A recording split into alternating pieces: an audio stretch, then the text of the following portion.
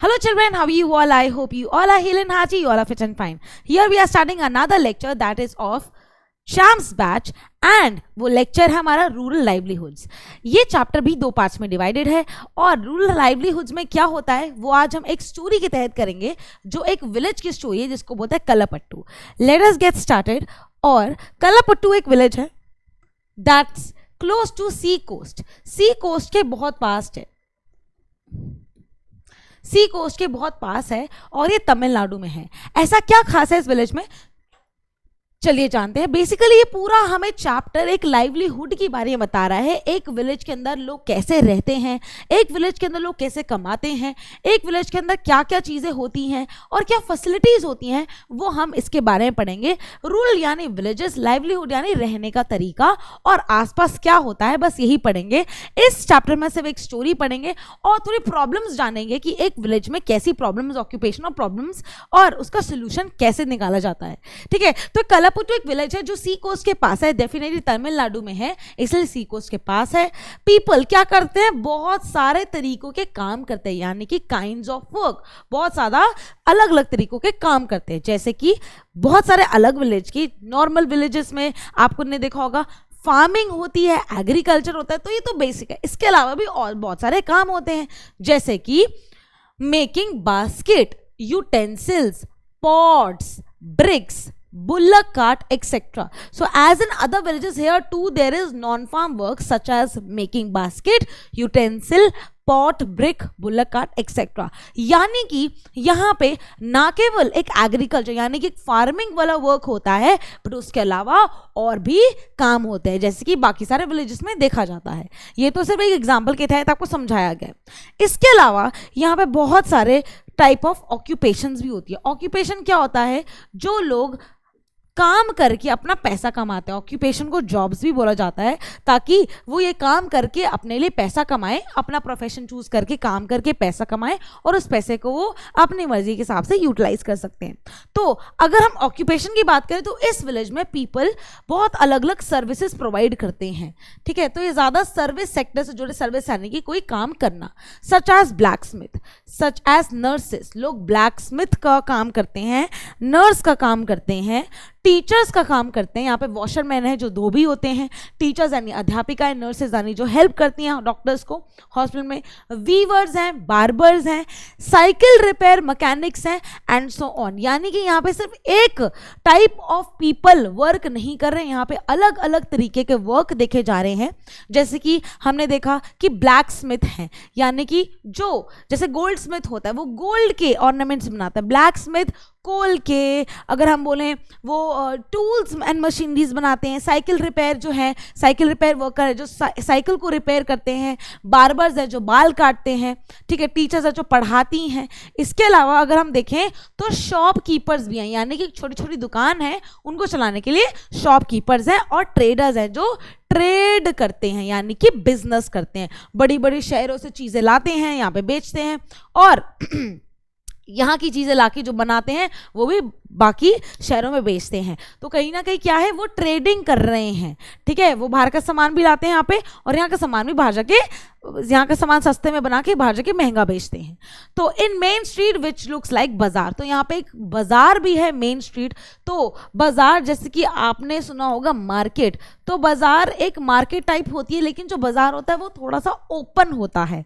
ठीक है, वहाँ पे रेडियां होती हैं तो ओपन मार्केट को बाजार बोला जाता है और वहाँ पे बहुत सारी टाइप ऑफ चीज़ें अवेलेबल होती हैं. जैसे कि आप देखो वहाँ पे वेजिटेबल्स भी अवेलेबल होंगी. बाज़ार के अंदर बहुत सारी चीज़ें, खिलौने हैं, अगर आप कपड़े की दुकान है तो बहुत सारी चीज़ें अवेलेबल होती है, उसको कहते हैं बाज़ार जो कि ओपन होता है. तो इस विलेज में इन सब प्रोफेशन के अलावा एक बाज़ार भी देखा गया है जिसको मेन बाज़ार बोला गया है. उसके अंदर क्या देखा गया है, अब बाज़ार के पास देखो जब हम शॉपिंग करने जाते हैं तो कुछ खाने पीने की चीज़ें भी होती हैं. तो शॉपिंग के अलावा वहाँ पे और भी शॉप्स हैं जैसे कि टी शॉप्स हैं जहाँ चाय मिलती है, ग्रोसरी शॉप्स है जहाँ पे वो सामान लेते हैं, बार्बर शॉप्स हैं. अब यहाँ पे हम शॉप्स की बात कर रहे हैं, जो शॉप्स कहाँ हैं, जो शॉप्स बाजार में हैं. बाजार का दूसरा वर्ड क्या है, मार्केट है. लेकिन बाजार जो होते हैं वो कैसे होते हैं, वो होते हैं ओपन. ठीक है। और ये शॉप्स है, उसके आसपास टी स्टॉल्स होते हैं छोटे छोटे, जहाँ पे चाय बनती है और बिकती है। ग्रोसरी शॉप्स कौन सी होती है, जहाँ पे छोटा मोटा सामान बिकता है, ऑयल, घी, चावल, दही, और उसके अलावा वेजिटेबल्स भी कई बार बिकती हैं। बार्बर शॉप जहाँ पे बाल कटते हैं। क्लॉथ शॉप यानी कि जहाँ पे साड़ियाँ, क्लॉथ, कपड़े की दुकान है जहाँ पे साड़ियाँ हैं, साड़ियाँ बिकती हैं, सूट बिकते हैं, ठीक है। उसके अलावा क्लॉथ, कपड़े बिक रहे हैं। उसके अलावा a tailor and 2 fertiliser seed shop, एक टेलर है जो कि दर्जी है, और 2 फर्टिलाइजर यानी कि जो क्रॉप्स में डालने के लिए फर्टिलाइजर यूज होते हैं ऐसे, जिससे क्रॉप हमारा सही रहे, स्वस्थ रहे, वो भी शॉप है। और कुछ बीज की शॉप है, जिस बीज से क्या होता है, जिस बीज से क्रॉप ग्रो होता है।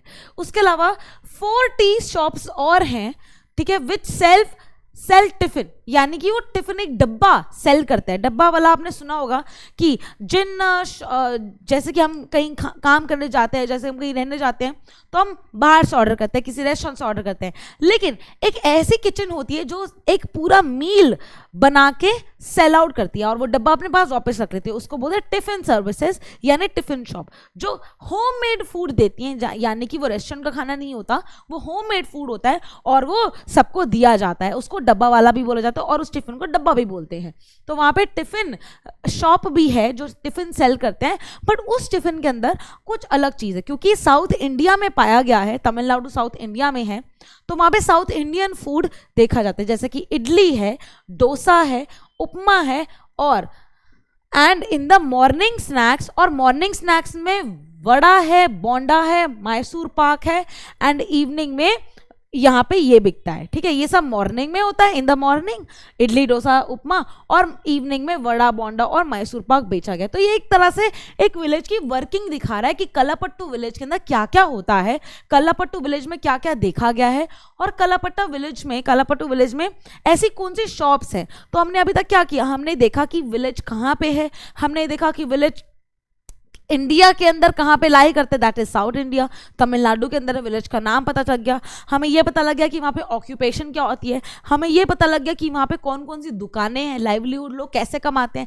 किस तरीके से वो पैसा अर्न करते हैं। उसके बाद हमने देखा कि शॉप्स, बाजार हैं वहाँ पे, आसपास की दुकानें क्या है, वहाँ पे बाजार हैं। डेफिनेटली अगर नर्स है तो कहीं ना कहीं हॉस्पिटल भी होगा, टीचर्स है तो स्कूल होगा। तो ये सारी चीज़ें वहाँ पे देखी गई हैं। ये सारे जो नेबरहुड होते हैं, नेबरहुड का मतलब होता है कि आसपास क्या चीज़ें हैं, तो ये सब देखी गई हैं, तो ये सब हैं। इसके अलावा कुछ ऐसी दुकानें जो क्या बेचती हैं, जो टिफ़िन को सेल करती हैं, और टिफिन में भी वैरायटी आप देख सकते हैं। इसके अलावा tea shop in the corner है, lives a blacksmith family whose home service as their workshop. तो अपनी वर्कशॉप, अपने होम के अंदर ही उन्होंने एक वर्कशॉप बना ली, यानी कि उनके पास कोई अलग से फैक्ट्री नहीं है, तो अपने घर के अंदर ही वो एक वर्कशॉप बना के ये काम कर रहे हैं, जो कि ये काम में वो बहुत हैप्पी होके काम कर रहे हैं। इसके अलावा क्या देखते हैं हम, इसके अलावा जो विलेज फार्मिंग करता है, अभी तो हमने ये सब नॉन फार्मिंग चीज़ें देखी, ये हमने फार्मिंग की बात नहीं की। इसके अलावा जो मेन, जहाँ बोला जाता है कि विलेज जो है एसोसिएटेड होता है फार्मिंग से, एग्रीकल्चर से, तो विलेज क्या कर रहा है, village is surrounded, village surround यानी कि घुमा हुआ है बाय लो हिल्स, यानी कि बहुत बड़े बड़े पहाड़ नहीं है, छोटे छोटे पहाड़ है, पहाड़ है, हिल्स हैं, लेकिन छोटी लो हिल्स हैं, ठीक है। और जो मेन क्रॉप है वो पैडी है, पैडी यानी कि राइस, पैडी यानी कि राइस। अब राइस यहाँ पे क्यों ग्रो होता है, क्योंकि तमिलनाडु के अंदर आती है अच्छी लेवल में बारिश, बारिश यानी कि वाटर, और वाटर से क्या होता है, वाटर से इरिगेशन होता है, तो इसलिए ये बोला गया कि यहाँ का मेन क्रॉप क्या है, पैडी है, और पैडी क्या होता है, राइस होता है, और वो यहाँ का क्या है, मेन क्रॉप है, वो क्या है, मेन क्रॉप है, that is grown irrigated lands, ठीक है। इरिगेटेड लैंड्स कौन से होते हैं, जहाँ पे, और चावल को ग्रो होने के लिए बहुत ज़्यादा पानी चाहिए होता है, चावल बिना पानी के उग ही नहीं पाता है, तो पैडी यानी राइस, राइस को ग्रो होने के लिए चाहिए पानी बहुत सारा, उसको इरिगेशन चाहिए बहुत सारा, तो इसलिए वो इस एरिया में ग्रो हुआ है, क्योंकि तमिलनाडु के अंदर बारिश बहुत अच्छी आती है, यानी कि रेनफॉल अच्छी लेवल पे होती है। सो सारी फैमिलीज, यानी कि हम बोल रहे हैं most of the families live their lives and earn through agriculture. तो नॉन फार्मिंग एक्टिविटीज तो है ही, उसके अलावा एग्रीकल्चर इनकी मेन एक्टिविटी है, और यहाँ पे पैडी ग्रो होता है, यानी कि यहाँ पे राइस ग्रो होता है। उसके अलावा अगर आप देखो तो ऐसा कुछ पैडी ग्रो होता है, और पैडी को ग्रो होने में ऐसा ही, अगर आप देखो ये वाली लाइन, तो यहाँ पे इन्होंने पानी बनाया, ये पानी के अंदर ग्रो हो रहा है, तो दिस इज पैडी। ये पैडी की ट्रांसप्लांटेशन की जाती है, ठीक है। तो यहाँ पे पैडी को यानी कि जो राइस है उसकी प्लांटेशन की जाती है, और ये पानी के अंदर ही होती है। और आप अगर हिल्स देखोगे तो मैंने आपको बताया था लो हिल्स है, तो ये कोई बड़े बड़े पहाड़ नहीं, ऐसे हिमाचल के हम पहाड़ देखते हैं बहुत बड़े बड़े होते हैं, ये देखो ये लो हिल्स है, लो हिल्स है, ये कोई बहुत बड़े पहाड़ नहीं है, दीज आर लो हिल्स, ठीक है। अगर आप पहाड़ भी देखोगे तो लो हिल्स है, बहुत लंबी हिल्स नहीं है, लो हिल्स, ठीक है। और यहाँ पे चावल ग्रो होते हैं। Transplanting paddy is back breaking work, यानी कि झुक झुक के काम करना पड़ता है, इसलिए बैक एक हो जाती है। तो यहाँ पे बहुत सारे लोग क्या हैं, वर्क करते हैं पैडी में, यानी कि राइस की खेती करते हैं। Now there are some coconut groves around, यानी कि अब ऑफ कोर्स साउथ इंडिया है तो वहाँ पे कोकोनट ट्रीज बहुत फेमस है, तो यहाँ पे यहाँ पे कोकोनट बहुत ज़्यादा लेवल पे प्रोड्यूस होता है, ठीक है। तो कोकोनट ग्रूव्स भी हैं, तो कोकोनट वाटर भी बिकता है कहीं ना कहीं। Cotton, sugarcane and plantain are also grown plants, ठीक है, इसको हम प्लांट कर देंगे। Cotton, sugarcane and plantain are also grown and there are mango orchards. यहाँ पे भी ये देखा गया है कि कॉटन भी ग्रो होता है, शुगरकेन यानी कि गन्ना, ठीक है, और कॉटन यानी कि कॉटन का प्लांट होता है जो हम कॉटन यूज करते हैं। इसके अलावा ग्रोन होती है, इसके ग्रोन होता है मैंगो ऑर्चर्ड्स, यानी कि मैंगो ऑर्चर्ड्स भी हैं, ठीक है। अगर हम मैंगो, यहाँ पे मैंगो तो नहीं है, यहाँ पे कोकोनट ही दिखाया हुआ है पिक्चर के अंदर, ठीक है। तो यहाँ पे मैंगो भी ग्रो होता है, यानी कि यहाँ पे वैरायटी ऑफ चीजें ग्रो होती हैं। चलिए नेक्स्ट अब आता है, जब ये पैडी ग्रो करते हैं एक प्रॉब्लम आती है जरूर। वो प्रॉब्लम क्या है, अगर आप साइकिल देखोगे, this is the cycle of crop, this is the cycle of crop. Any crop की प्लांटेशन होती है, ठीक है, जब भी कोई क्रॉप की प्लांटेशन होती है तो उसका ना एक साइकिल होता है। तो साइकिल क्या है, तो साइकिल ये है कि जून के वक्त, ठीक है, अब आप देखो जून के वक्त हम प्रिपेयर करते हैं, जून के वक्त प्रिपेयर किया जाता है कि हाँ हमने अब प्लांट ग्रो करना शुरू कर देना है, यानी क्रॉप की प्लांटेशन करना शुरू करते हैं। तो जुलाई जून तक यही प्लानिंग चल रही होती है, जब हम किसी भी क्रॉप को ग्रो करने की कोशिश में लग जाते हैं, जुट जाते हैं कि अब हमने प्लान कर लिया। अब जून से जुलाई के बीच में क्या होता है, जून से जुलाई के बीच में जब हम छोटे छोटे सैपलिंग्स को ग्रो करते हैं ना, सैपलिंग्स होता है छोटा प्लांट, हम पहले छोटे प्लांट, बहुत सारे छोटे प्लांट को ग्रो कर लेते हैं, वो थोड़े से इंच ग्रो होते हैं, तो अब वो छोटे प्लांट बड़ी फील्ड में जाके ग्रो हो जाएगा, ठीक है। छोटे प्लांट को हमने नरिश किया, पानी दिया, तो ग्रो हो गया थोड़ा सा इंच। अब वो क्रॉप जो हमने सैपलिंग में ग्रो किया था, यानी वो छोटा प्लांट था, उसको हम क्या करेंगे, उसको हम बड़े में ट्रांसफर कर देंगे। अब जब हम वो ट्रांसफर कर रहे हैं, उस ट्रांसफर को बोला जाता है ट्रांसप्लांटिंग। तो यानी कि लगभग 25 से 30 दिन में वो चीज को हम बोलते हैं कि हमने हल्का सा ग्रो किया और फिर हम बड़ी फील्ड में जाके उसको प्लांट कर देते हैं। ये जुलाई से अगस्त के महीने में ये सारा होता है। बिकॉज क्यों लगता है मैम इतना टाइम, क्योंकि हम एक चीज नहीं ग्रो कर रहे हैं, हम बहुत ज्यादा चीजें ग्रो कर रहे हैं, इनफैक्ट हम बहुत बड़ी फील्ड के अंदर ग्रो कर रहे हैं, तो इस चीज में टाइम लगता है। अब अगस्त से सितंबर के बीच में आते हैं प्लांट्स उगना शुरू हो जाते हैं। प्लांट्स के साथ कुछ नेगेटिव प्लांट्स यानी कुछ गलत प्लांट्स भी उग जाते हैं, कुछ ऐसे प्लांट जिनकी जरूरत नहीं है उनको वीड्स बोला जाता है। Some plants which are harmful for the main plant, ठीक है, होस्ट प्लांट, तो उसके साथ उग जाता है तो उसको कट करते हैं, तो यहाँ पे वीडिंग होती है। अब वीडिंग के बाद सीधा वो प्लांट ग्रो कर रहा है, बीच में उसको फर्टिलाइजर, पेस्टिसाइड, पानी वानी दिया जा रहा है, उसको बढ़िया ग्रो किया जा रहा है, और नवंबर से दिसंबर और जनवरी में कहते हैं हार्वेस्ट पूरी हो जाती है। हार्वेस्टिंग यानी ये टाइम ऐसा है जब आपका प्लांट ग्रो हो गया है, आपका क्रॉप ग्रो हो गया है, आप उसको हार्वेस्ट करके स्टोर करना शुरू कर दो। तो इस प्रोसेस में क्या होता है, इस प्रोसेस में जून से लेकर दिसंबर तक लगा लो आप बिजी रहते हो, लेकिन जनवरी, फरवरी, मार्च, अप्रैल, मई आप खाली होते हो, यानी कि आपके पास कोई वर्क नहीं है।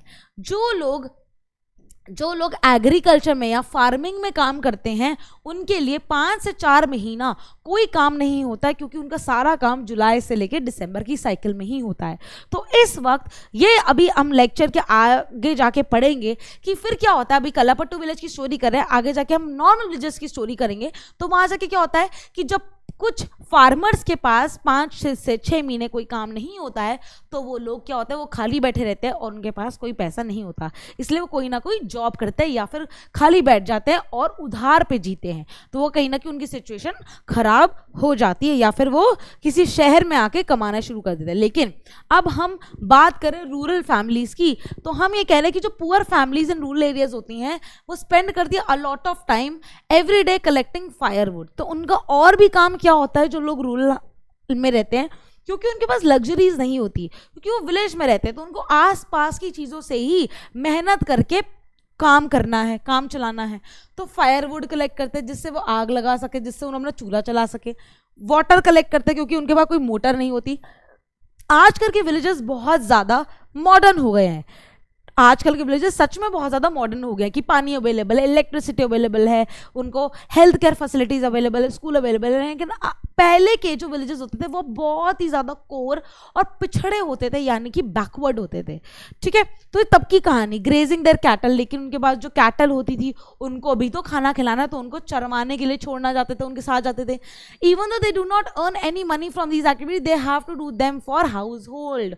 इन एक्टिविटीज से उनको दीज आर नॉट, इससे they are not earning these activities, they are not earning, इससे उनको पैसा नहीं मिल रहा, फिर भी उनको करना पड़ता है। क्यों करना पड़ता है उनको? ये इसलिए करना पड़ता है क्योंकि घर के लिए, ये उनकी घर की एक्टिविटी। जैसे हमें घर में रहने के लिए अपनी सफाई करानी पड़ती है, हमें घर में रहने के लिए अपना बुक शेल्फ क्लीन करना पड़ता है, बेसिक चीज़ है, इसके लिए हमें पैसे थोड़ी मिलेंगे। सिमिलर चीज़ वो ये सब एक्टिविटीज़ करके अपना घर चलाते हैं। इसके अलावा ये भी देखा गया है कि the family needs to spend time doing this as they are not able to survive on the little money they earn. तो उनको ये सब स्पेंड करना पड़ता है टाइम, क्योंकि वो अपने काम जो वो कर रहे हैं उससे इतना ज़्यादा पैसा नहीं कमा रहे हैं। Nearly 2/5 of all rural families are agriculture labours in the country. अगर हम अपनी कंट्री की बात करें सो 2/5 यानी कि 2/5 हिस्सा हमारी कंट्री में सब एग्रीकल्चर एक्टिविटीज़ ही कर रहे हैं, और वो एग्रीकल्चर का लेबर कर रहे हैं, यानी कि उनको स्किल है, यानी कि उनको पता है कि एग्रीकल्चर कैसे करते हैं। अगर मैं आपको फील्ड पे ले जाऊँ और मैं बोलूँ कि चलो एग्रीकल्चर करते हैं, तो आपको और मुझे उतनी डिटेल्स नहीं पता होंगी, ठीक है, जितनी एक फार्मर को और एक एग्रीकल्चर लेबर को पता होगी। तो ये काम ही है उनका और वो ही करते हैं। नाउ अब क्या होता है, यही इस स्टोरी को हम आगे जाके नेक्स्ट लेक्चर में पढ़ेंगे। अभी तो हम कलापट्टू की स्टोरी कर रहे थे। इस जो आज हम थोड़े से बहुत स्टोरी पे आए हैं कि जब 5 महीने काम नहीं होता तो तब क्या होता है, that we will do in the next lecture. लेकिन उसके बाद क्या होता है कि because they are not able to earn money throughout the year forces people in many rural areas to travel long distance in search of work. तो इस चक्कर में वो 5 महीने ट्रैवल करते हैं अपनी जगह से किसी और जगह से, यानी कि विलेज से कहाँ जाते हैं, विलेज से वो जाते हैं शहर में, यानी कि किसी बड़े सिटी में या किसी बड़े टाउन में कमाने जाते हैं कुछ 5-4 महीने, और जब उनकी फसल भी उग जाती है बड़ी, तो वो वापस आके अपनी खेती करते हैं। दिस ट्रैवल और migration takes place during particular season, और ये सीजन्स में प्लेस होता है। और जैसे मैंने आपको बताया, ये सीजन के अंदर ये कौन सा सीजन है जहाँ पे क्या होता है, क्रॉप ग्रो हो रहा होता है। जब ट्रांसप्लांटिंग से लेके क्रॉप ग्रो हो रहा होता है तब का ही सीजन होता है। अदरवाइज उनके पास पूरे टाइम क्या होता है, वर्क भी होता है, उनके पास पूरा टाइम पूरा एग्रीकल्चर से रिलेटेड वर्क होता है। और यही एक रीजन है कि बहुत सारे लोग फार्मिंग के अलावा नॉन फार्मिंग एक्टिविटीज में जुड़ जाते हैं। ठीक है, अभी हम नेक्स्ट लेक्चर में ये पढ़ेंगे कि ऐसा कैसे सिस्टम बन जाता है कि जो रूरल पुअर हैं, वो जो रूरल एरियाज हैं वो थोड़े पुअर होते हैं, और वो पुअर और डेट ट्रैप में कैसे आ जाते हैं, उनके पास कर्जा और क्रेडिट का कहते हैं ना कि बर्डन कैसे आता है, वो हम नेक्स्ट लेक्चर में पढ़ेंगे। आई होप इतनी सी स्टोरी आपको समझ आई, द स्टोरी ऑफ कलापट्टू। और नेक्स्ट लेक्चर में हम आगे पुट फॉरवर्ड करेंगे, बिकॉज ये छोटा सा चैप्टर है इसलिए आई विल मेक श्योर कि हम एक छोटी छोटी वीडियोस ही बनाएं और आपको रिवाइज करवाएं। ऑल राइट, अगर आपको नोट्स चाहिए you can get the notes from the PW app, that is of free of cost. All right, bye bye children, see you next time.